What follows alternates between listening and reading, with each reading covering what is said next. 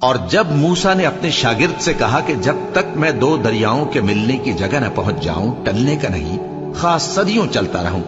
پھر جب وہ دونوں ان دریاؤں کے سنگم پر پہنچے تو اپنی مچھلی بھول گئے۔ پھر اس مچھلی نے دریا میں سرنگ کی طرح اپنا رستہ بنا لیا۔ جب آگے چلے تو موسیٰ نے اپنے شاگرد سے کہا کہ ہمارا کھانا لاؤ، اس سفر سے ہم کو بہت تکان ہو گئی ہے۔ اس نے کہا کہ بھلا آپ نے دیکھا کہ جب ہم نے اس چٹان کے پاس آرام کیا تھا تو میں مچھلی وہیں بھول گیا، اور مجھے آپ سے اس کا ذکر کرنا شیطان نے بھلا دیا، اور اس مچھلی نے عجیب طرح سے دریا میں اپنا رستہ بنایا۔ موسیٰ نے کہا یہی تو وہ مقام ہے جسے ہم تلاش کرتے تھے۔ تو وہ اپنے پاؤں کے نشان دیکھتے دیکھتے لوٹ گئے۔ وہاں انہوں نے ہمارے بندوں میں سے ایک بندہ دیکھا جس کو ہم نے اپنے ہاں سے رحمت خاص سے نوازا تھا اور اپنے پاس سے ایک خاص علم بخشا تھا۔ موسیٰ نے ان سے جن کا نام خضر تھا کہا کہ جو علم اللہ کی طرف سے آپ کو سکھایا گیا ہے، اگر آپ اس میں سے مجھے کچھ بھلائی کی باتیں سکھائیں تو میں آپ کے ساتھ رہوں۔ خضر نے کہا کہ تم میرے ساتھ رہ کر صبر نہیں کر سکو گے، اور جس بات کی تمہیں خبر ہی نہیں اس پر صبر کر بھی کیسے سکتے ہو؟ موسیٰ نے کہا اللہ نے چاہا تو آپ مجھے صابر پائیے گا، اور میں آپ کے ارشاد کے خلاف نہیں کروں گا۔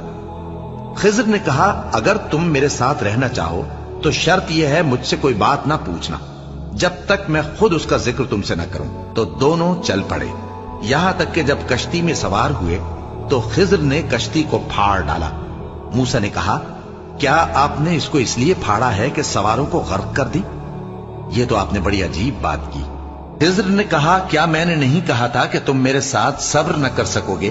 موسیٰ نے کہا کہ جو بھول مجھ سے ہوئی اس پر مواخذہ نہ کیجیے اور میرے معاملے میں مجھ پر مشکل نہ ڈالیے۔ پھر دونوں چلے، یہاں تک کہ رستے میں ایک لڑکا ملا تو خضر نے اسے مار ڈالا۔ موسیٰ نے کہا کہ آپ نے ایک بے گناہ شخص کو ناحق بغیر قصاص کے مار ڈالا، یہ تو آپ نے بری بات کی۔ خضر نے کہا کیا میں نے نہیں کہا تھا کہ تم سے میرے ساتھ صبر نہیں ہو سکے گا؟ انہوں نے کہا کہ اگر میں اس کے بعد پھر کوئی بات پوچھوں یعنی اعتراض کروں تو مجھے اپنے ساتھ نہ رکھیے گا کہ آپ میری طرف سے عذر کے قبول کرنے میں حد کو پہنچ گئے ہیں۔ پھر دونوں چلے، یہاں تک کہ گاؤں والوں کے پاس پہنچے اور ان سے کھانا طلب کیا۔ انہوں نے ان کی ضیافت کرنے سے انکار کیا۔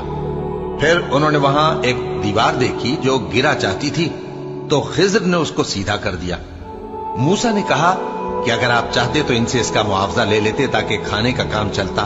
خضر نے کہا کہ اب مجھ میں اور تم میں علیحدگی، مگر جن باتوں پر تم صبر نہ کر سکے میں ان کا تمہیں بھید بتائے دیتا ہوں کہ وہ جو کشتی تھی غریب لوگوں کی تھی جو دریا میں محنت کر کے یعنی کشتیاں چلا کر گزارا کرتے تھے، اور ان کے سامنے کی طرف ایک بادشاہ تھا جو ہر اچھی کشتی کو زبردستی چھین لیتا تھا۔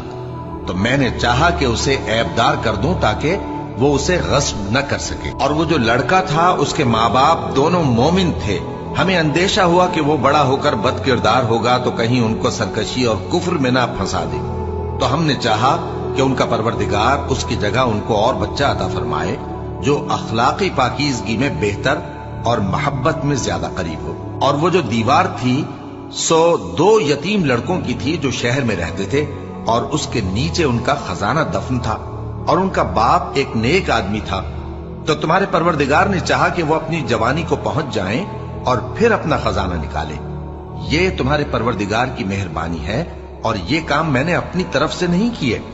یہ ان باتوں کی حقیقت ہے جن پر تم صبر